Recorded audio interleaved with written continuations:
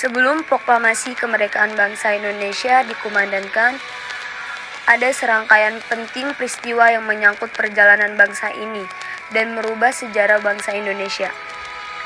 Pada 14 Agustus 1945, pasukan Jepang menyerah tanpa syarat kepada pihak sekutu. Berita ini diketahui oleh kalangan pemuda bangsa Indonesia di Bandung. Pada 15 Agustus 1945, melalui berita siaran radio di London, pada 15 Agustus 1945, Insinyur Soekarno dan Dr. Mohatta baru kembali ke tanah air, memenuhi panggilan Panglima Jepang untuk Asia Tenggara, yaitu Marsekal Terauchi di Saigon, Vietnam. Dari sinilah terjadi pro dan kontra tentang proklamasi kemerdekaan Indonesia. Golongan muda ingin cepat-cepat dilaksanakannya proklamasi kemerdekaan Indonesia, karena hal ini merupakan hak dan masalah rakyat Indonesia sendiri, tanpa bergantung pada negara atau bangsa yang lain.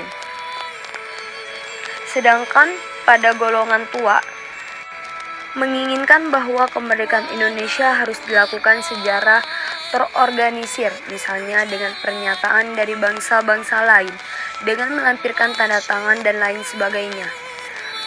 Perbedaan pendapat ini membuat para golongan muda melakukan penculikan yang dilakukan oleh sejumlah pemuda yang dikomandoi oleh Sukarni, Wikana, Khairul Soleh dari perkumpulan Menteng 31 untuk membawa Soekarno-Hatta yang termasuk golongan tua pada saat itu menuju ke Rengas Dengklok, tempat yang jauh dari jalan raya utama Jakarta Cirebon.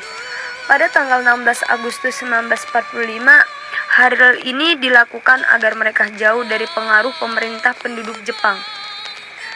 Saat itu di Jakarta terjadi pula rundingan yang sangat sengit antara Ahmad Subarjo yang mewakili golongan tua dengan Wikana yang mewakili golongan muda, dan akhirnya tercapai kesepakatan bahwa kemerdekaan Indonesia, proklamasi kemerdekaan Indonesia harus dilaksanakan di Jakarta.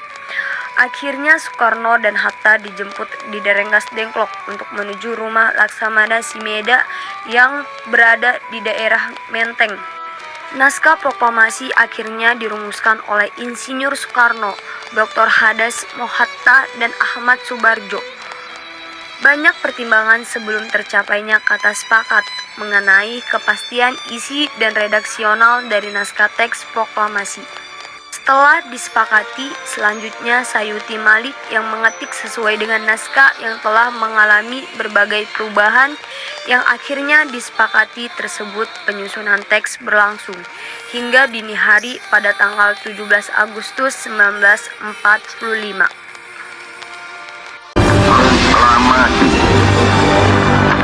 kami, bangsa Indonesia, dengan ini menyatakan kemerdekaan Indonesia. Hal-hal yang mengenai pemindahan kekuasaan dan lain-lain diselenggarakan dengan cara saksama dan dalam tempo yang sesingkat-singkatnya. Jakarta, 17 Agustus 1945, atas nama bangsa Indonesia